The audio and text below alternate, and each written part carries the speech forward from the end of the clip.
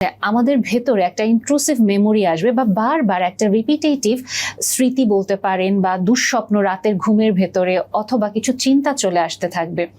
জিনিসটা এরকম যে আমি চাচ্ছি না, কিন্তু তারপরেও আমি কোনো কন্ট্রোল রাখতে পারছি না নিজের উপরে। আমার ভেতরে বারবার ওই কষ্টের স্মৃতিগুলো চলে আসে এবং এটা এতটাই ফ্রেশ এবং এতটাই তীব্র ভিভিড, যেটা হচ্ছে আমি মনে হচ্ছে আমি জাস্ট ওই স্মৃতিটা বা ওই সময়টা আমি বারবার ফিরে যাচ্ছি এবং আমি ওই স্মৃতিটাতে দাঁড়িয়ে আছি এবং আমি দেখছি আমার সাথে হচ্ছে এবং ওই হেল্পলেস ফিলিংটা আমি অনুভব করতে পারছি যে আমি কি পরিমাণ অসহায় এবং আমার সাথে এটা হচ্ছে, আমি কিছু করতে পারছি না এবং এই জিনিসটা আমি আমার মাথা থেকে বের করতে পারবো না এবং বারবার চলে আসতেই থাকে, যেটা বললাম ফ্ল্যাশব্যাক হিসেবে আসে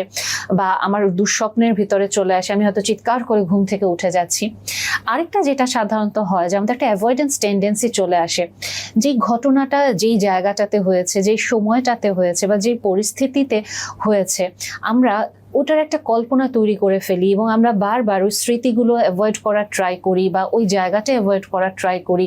বা ওই রিলেটেড কোনো কথা, কোনো শব্দও যদি চলে আসে যেটা আমি ট্রিগার ফিল করে ফেলি, আমরা ওটাকে বারবার অ্যাভয়েড করতে চাবো যে না না এটা বাদ দিব বা আমি যে কোনো মূল্যে আমি ওইখান থেকে চলে আসার চেষ্টা করব।